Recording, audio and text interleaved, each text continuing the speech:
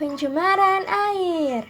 Hai Sobat Milenial, di video ini kami akan menjelaskan tentang pencemaran air. Pencemaran air adalah berubahnya tatanan komposisi air oleh kegiatan manusia dan proses alam, sehingga mutu kualitas lingkungan turun sampai tingkat tertentu yang menyebabkan lingkungan tidak dapat berfungsi sebagaimana mestinya. Faktor penyebab pencemaran air ini adalah karena ulah manusia yang seringnya membuang sampah sembarangan. Selain itu juga dapat disebabkan karena adanya limbah. Limbah adalah buangan yang dihasilkan dari suatu proses produksi baik industri maupun domestik atau rumah tangga. Air limbah adalah sisa air yang dibuang yang berasal dari rumah tangga, industri ataupun tempat-tempat umum lainnya, serta pada umumnya mengandung zat-zat yang dapat membahayakan bagi kesehatan manusia, mempengaruhi aktivitas makhluk hidup lain, dan dapat merusak lingkungan hidup. Di Indonesia sendiri telah terdapat 79 kasus tentang pencemaran air, yang diantaranya 65 sungai di Indonesia telah tercemar. Asian Development Bank pernah menyebutkan pencemaran air di Indonesia menimbulkan kerugian sampai 45 triliun per tahun. Salah satu contohnya terdapat di Sungai Bengawan Solo. Bengawan Solo bukanlah sembarang sungai. Ia merupakan sungai terbesar dan terpanjang di Pulau Jawa, dengan panjang sekitar 600 km yang membelah Jawa Tengah dan Jawa Timur. Inilah potret kemegahan Sungai Bengawan Solo pada zaman dahulu.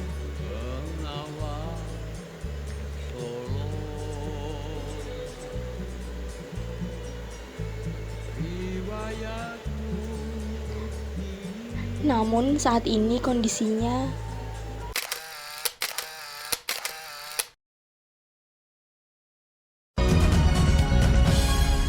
Kejadian pencemaran sungai kini mulai dirasakan warga di sepanjang aliran Sungai Bengawan Solo di Kabupaten Lamongan. Air sungai yang diduga limbah ini berwarna hitam dan berbusa. Kondisi tersebut salah satunya dirasakan warga di aliran Sungai Bengawan Solo di Desa Mertani, Kecamatan Karanggeneng, Lamongan, di mana air Bengawan Solo terlihat sangat kotor dan hitam, bahkan di atas permukaan terlihat berbusa.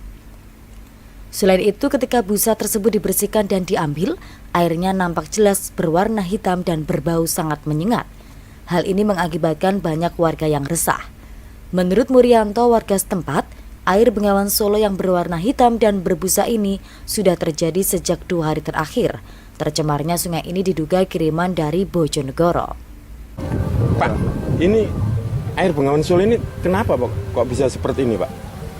Seperti ini adanya sepertinya ada limbah dari barat Pak ini. Lah datangnya air sampai di sini kurang lebih 2 harian Pak. Sudah di sini. Sebelumnya itu tidak begini warnanya Pak. Bening karena gitu Pak. Hijau bening. Namun sekarang ini warnanya hijau ke hitam-hitaman Pak.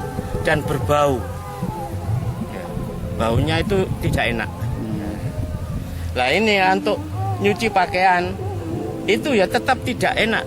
Walaupun pakaian itu sudah kering, itu berbau. Berbau ya? Iya. Tapi untuk petani, dengan adanya kemarau yang panjang ini, tetap kita gunakan.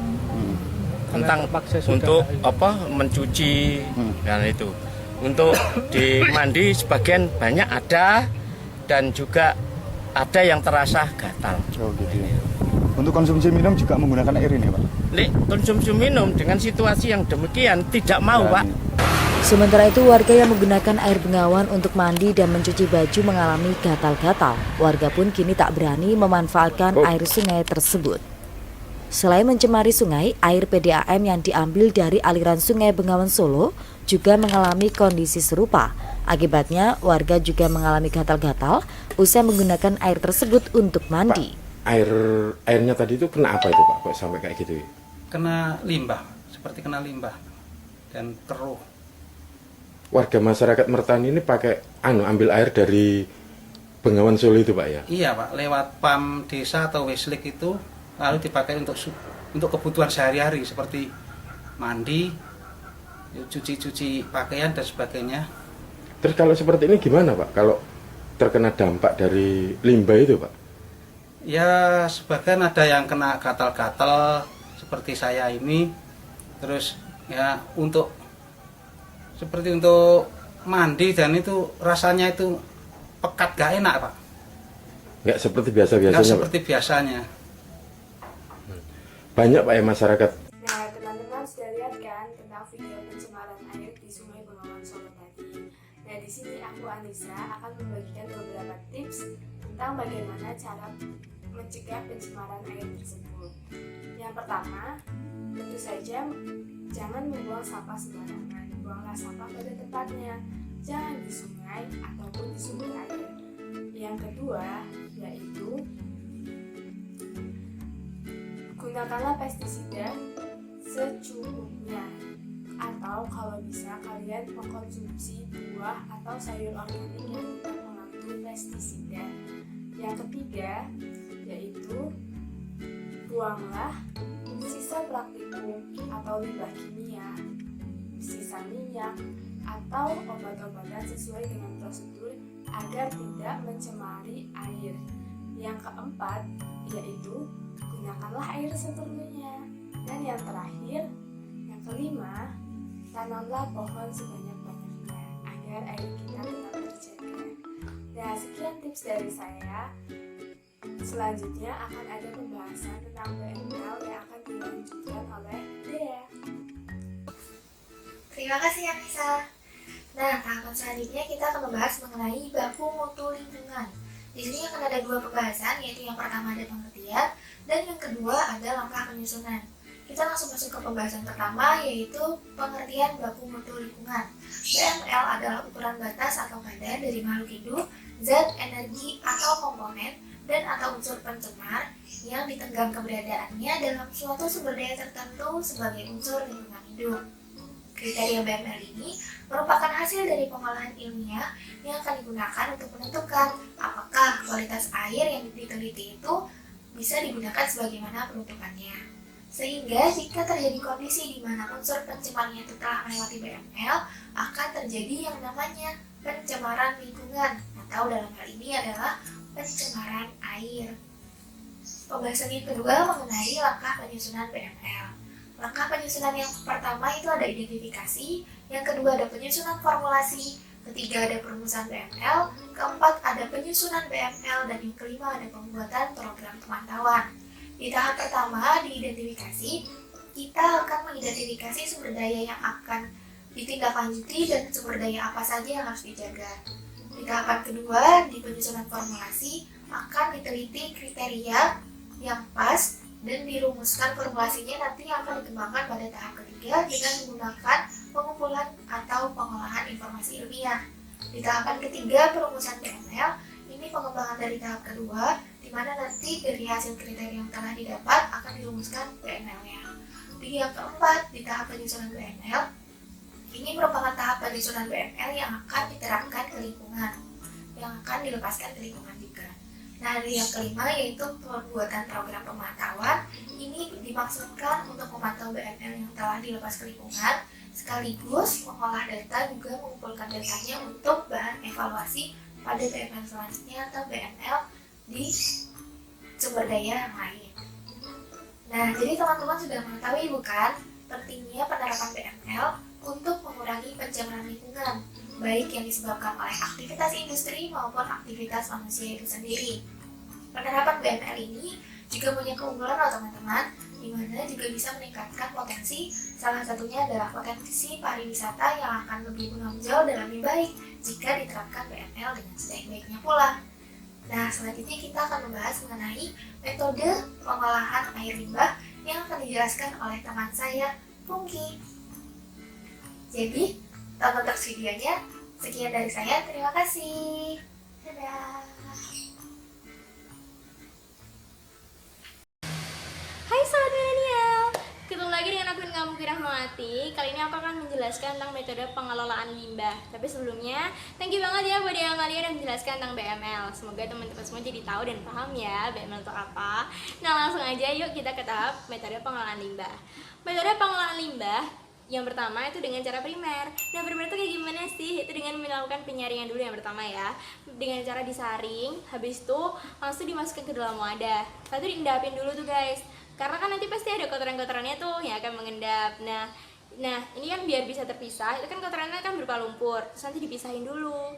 Nah, setelah itu langsung ke metode yang langsung ke cara yang selanjutnya, yaitu dengan penguapan. Jadi air limbah yang tadi itu langsung diberikan selang, terus nanti akan ada alatnya juga. Jadi untuk memisahkan antara minyak sama lemak-lemak di dalam air tersebut gitu.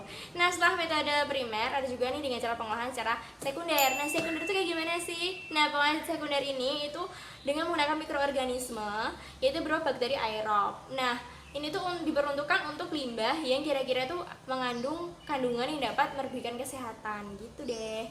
Nah, terus caranya gimana ya? Caranya itu ada 3. Itu yang pertama dengan penyaringan dulu yang pasti. Terus yang kedua itu dengan metode pengelolaan lumpur aktif. Terus yang ketiga itu dengan metode perlakuan kolam.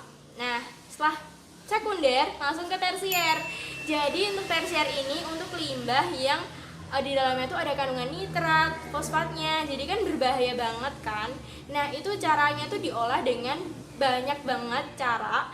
Salah satunya ada dengan penyerapan karbon aktif, terus juga ada bisa dengan microstaining, terus juga dengan penyerapan pasir. Jadi emang ada banyak ya cara-caranya. Tapi emang kelemahan dari tersier ini itu emang harganya gak ekonomis ya guys, karena dibutuhkan alat-alat yang sangat canggih gitu. Nah, setelah pengolahan secara tersier, ada juga yang keempat tuh dengan menggunakan desinfektan. Nah, desinfektan itu untuk membunuh mikroorganisme yang masih ada di dalam air limbah itu. Nah, caranya gimana? Caranya itu dengan penambahan klorin, terus juga dengan penyinaran ultraviolet, atau bisa juga dengan ozon. Nah, untuk metode yang desinfektan ini biasanya dilakukan setelah metode primer atau sekunder dilakukan juga. Nah, setelah itu langsung ke tahap berikutnya, yaitu yang kelima itu dengan cara pengolahan limbah dengan pengelolaan lumpur. Jadi kotoran dari limbah ini kan berupa lumpur tuh guys. Jadi lumpur ini juga harus diolah dong. Diolahnya dengan diuraikan secara aerob. Setelah itu dari uraian tersebut langsung dibuat bisa dibuat pupuk kompos atau bisa juga dibuang juga gitu. Nah guys, itu tadi tuh metode pengolahan limbah dari kelompok kita. Semoga bisa memberikan pencerahan buat teman-teman semua ya.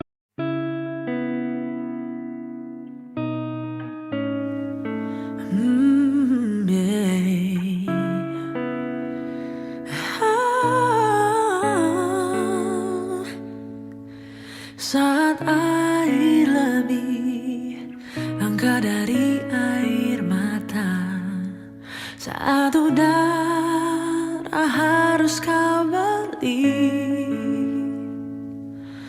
saat bunga-bunga tinggal cerita, akankah akhirnya kita sadari akan datang masa di mana kita hanya mampu berkeluh dan menyesal, berharap doa dapat memutar waktu. Oh, percayalah waktu masih tersisa, percayalah hanya kita yang bisa beri nyawa segala harapan.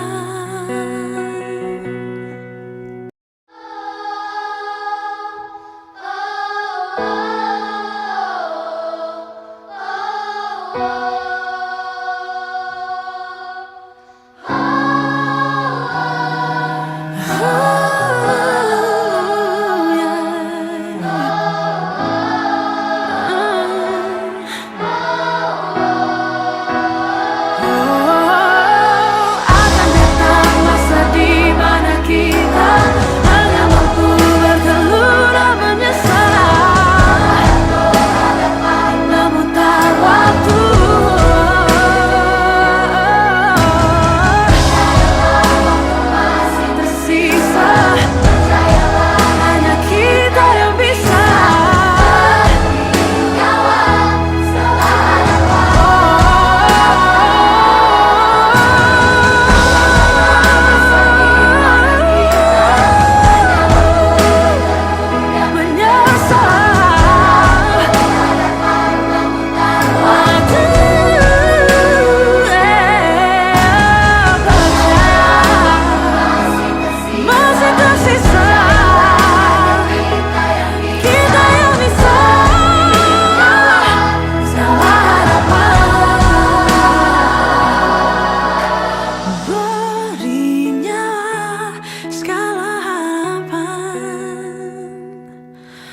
Akankah akhirnya kita sadari